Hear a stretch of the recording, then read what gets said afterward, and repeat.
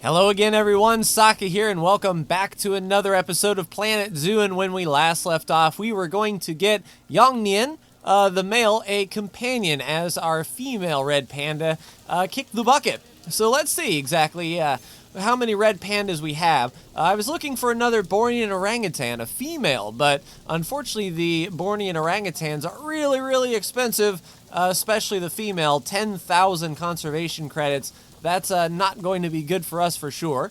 We need an affordable female. Wrong. Oh, massive fertility. We'll do that from the German zoo. Dankeschön, Deutschland. All right, so that will be a female red panda delivered. And we have our VIP guests visiting today, of course. We have Demon Rods up here in the walkway. Massive walkway over the tigers. We have Snubsy. Hello, Snubsy.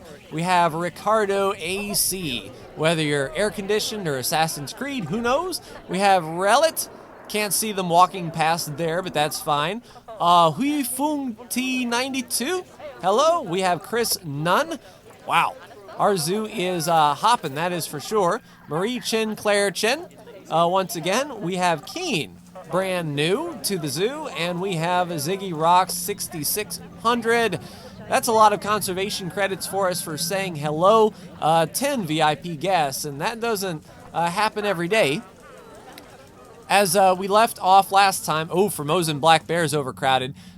We are on the latest patch. It was a gigabyte in space, and it's supposed to let us know of things like this a whole lot better. So as you can see, we have a whole crap ton of bears. Looking at the adult population, we have 3 adults, and we only need 2.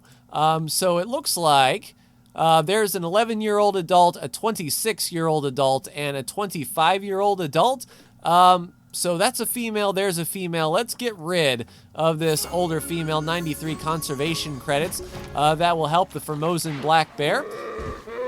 Yeah, fighting with a whole lot of nothing, huh? You going crazy?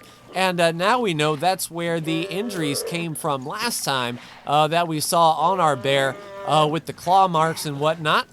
So that solves a lot of problems. There was also an update, and I kid you not, about the pooping of the saltwater crocodile. Remember how dirty this exhibit got as it just kept pooping and pooping and pooping. I think they fixed that. Hey, looks like jaguars are overcrowded as well.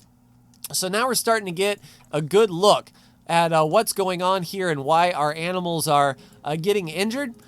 Because to be honest, I couldn't keep track of everybody. Yeah, we have 3 adults in here and we only need 2. We have a 16-year-old adult female, a 4-year-old adult male, and a 19-year-old 5-star jaguar. So old youngin is going to kick the curb. Stop fighting with your mom. Goodbye. And what I'm hoping this will do is, now we're starting to get all kinds of overcrowding alerts.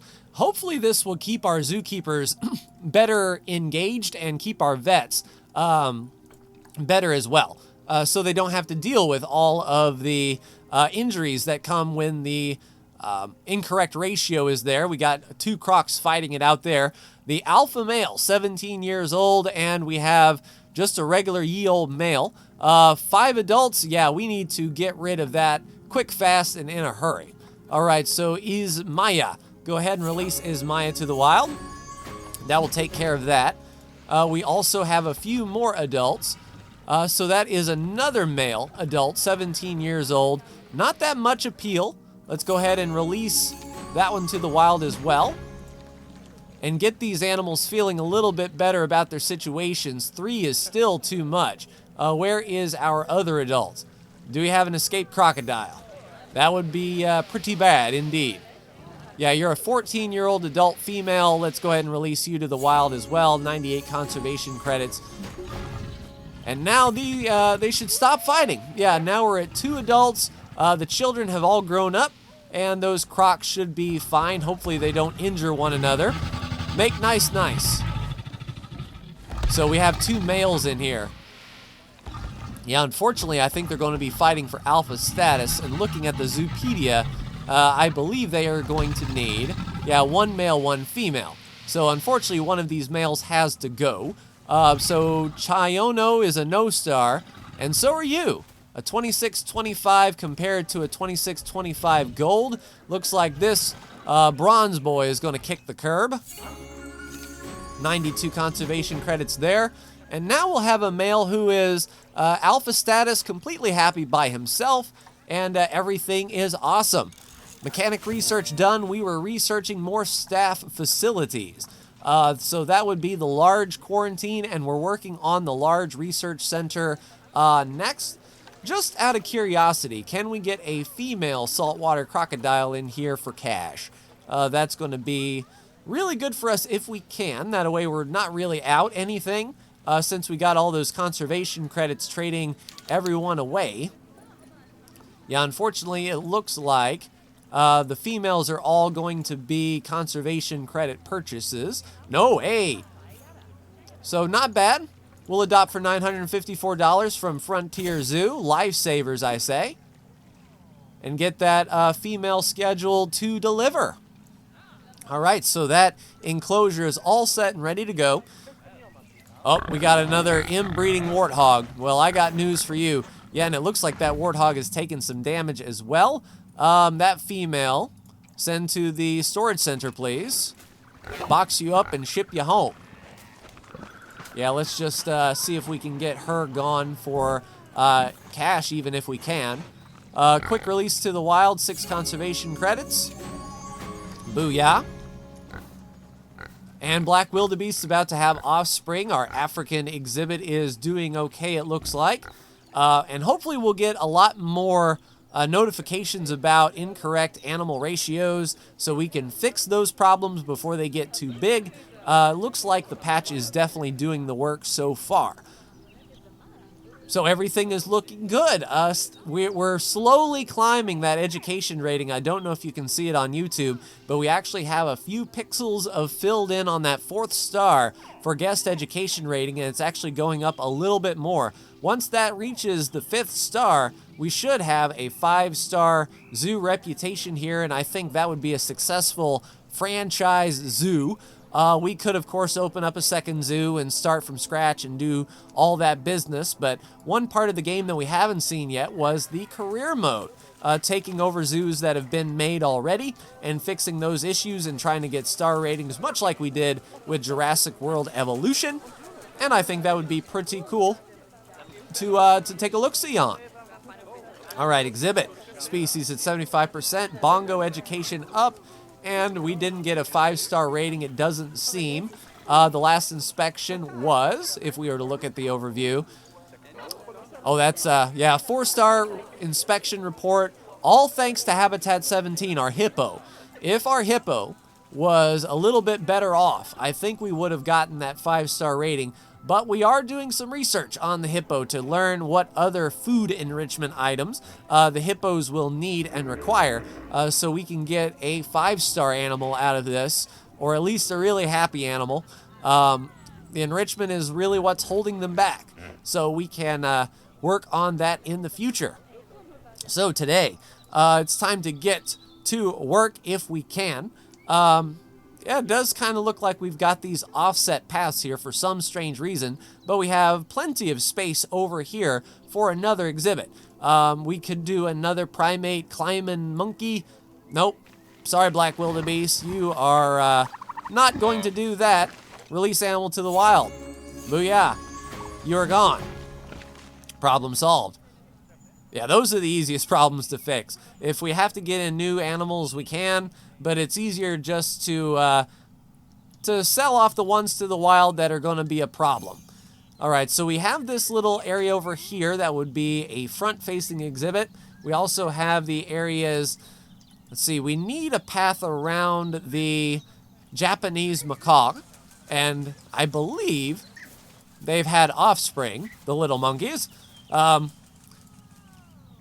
So having primates over here might not be a bad thing if we can do a loop around here and then a loop around here. Not bad. And that will put them right next to the African wild dogs running around like crazy. So what I'll do is I'll look at the animal trading facility as usual and see what kind of interesting animals that we have and work out a place for them. Considering how close this area is, I'm thinking maybe like right here. We do have a little bit of negative impact on guests for this this guy right here. So negative area is 33 feet. We can reduce that area by 50%, making this about a 16-foot radius.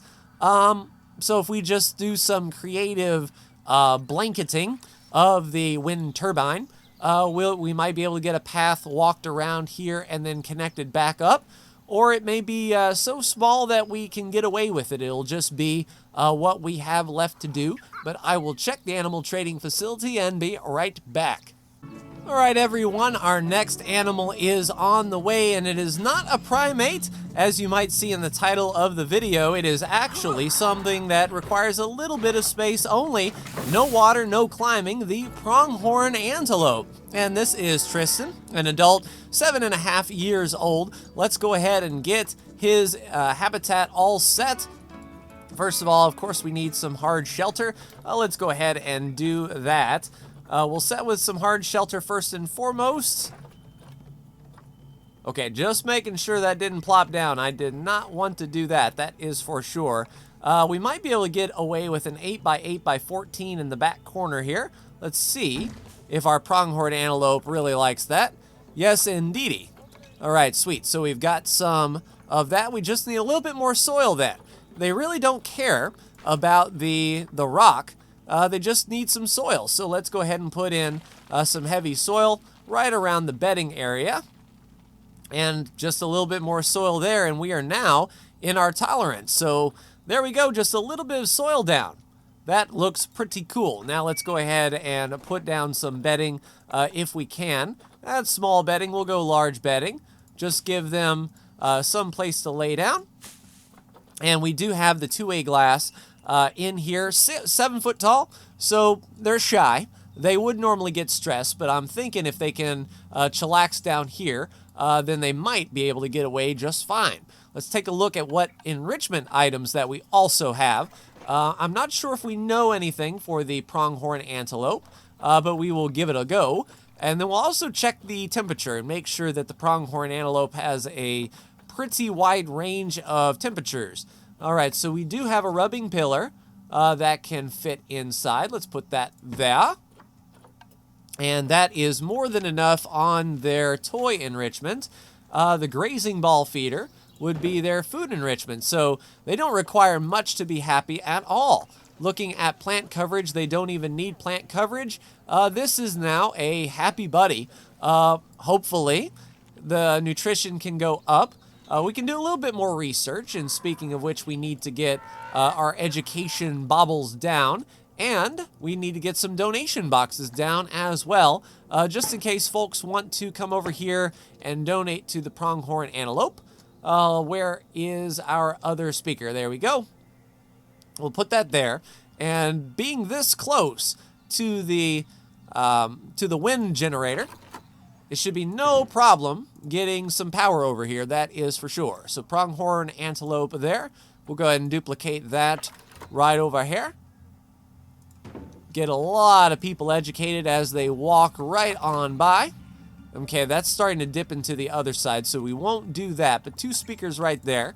Let's also get the education board up and running. There you are. Education board. Yeah, we'll just put her right there, and welcome to the Pronghorn Antelope. There is our second Pronghorn Antelope delivered, and they're fine just by themselves, 1 and 1. Yeah, looking at the social, they could do a whole lot more adults in there, but they were fine by themselves, but since there is a companion in there, that is awesome. Plenty of enrichment, plenty of space, 5,000 feet versus 4,600 feet, so it is just big enough. Hopefully people around here are having positive reviews of the Pronghorn Antelope. Quite good. You can really tell they put a medium amount of thought into the planning. Well, you're happy, you're getting educated, you're awesome. Good to see you. What are you thinking about the Pronghorn Antelope? You like the view of the African elephant, and hopefully you'd like the view for the Pronghorn Antelope. With that two-way glass pretty close, and it's a small exhibit. They should be able to see the Antelope just fine. So we are very, very close to 5-star on the rating. The education rating went up and then down. I believe it's a total of how many guests are educated in the zoo at one time. So as our more educated guests leave, that leaves the uneducated guests behind and lowers our star rating a bit. But if we can have a moment where a bunch of educated guests are here at once, we'll have no problem breaking through that 5-star barrier, I don't believe. Boring and orangutan research is completed. You stay on that if you please. Oh, our Goliath bird eater welfare has gone down. All right, so the keeper is cleaning, so that is good. Okay, so it didn't, oh, it just got cleaned, but there's way too many in here, I guarantee it. Yeah, looking at the social group, how many animals are in here? We got 4 females and 3 males. So let's go 2 males and 1, 2, 3 on the female, and send to the trading center. That'll be 1 and 1. And our Goliath bird eaters will be just fine. And you need to get some high resolution on your phone. That looked a little bit crummy, if you ask me. All right, let's go ahead and make sure that we can quick trade for 1,600 bucks. All of those Goliath bird eaters gone. And continuing on. Yeah, that is close, 3.5, and you can see the stars rating. We're at 3.5 stars now, going up. Yeah, part of me wants to just put down these education boards that we put, say, over here. We did like a massive group of education boards. If we put them along the walkways in between the exhibits, that would still be areas where a lot of the guests could become more educated. Oh crap, we need a recycle bin along this way, please. That's my mistake. A lot of areas to rest, for sure. Hopefully our caretakers can do some sweeping. And we got 2 new visitors as well. Oh, look at the line on the boats. No Rygland. Yeah, I did not expect the boats to all of a sudden turn into something this popular. Hopefully we'll be getting full boatloads. Let me make sure that we can get a boatload of people in here. I mean, pretty close. But yeah, that wait timer. It's almost like we need to add another boat, perhaps. But yeah, we're getting a lot of full boats up here. What is our finances like now? Potential income, 273. And it looks like a bunch of people are wanting to join. Yeah, we might adjust the station a bit as far as the ride goes. So let's go minimum ride, yeah, 3/4. Minimum wait time, let's go 30 seconds. Maximum wait time, 45.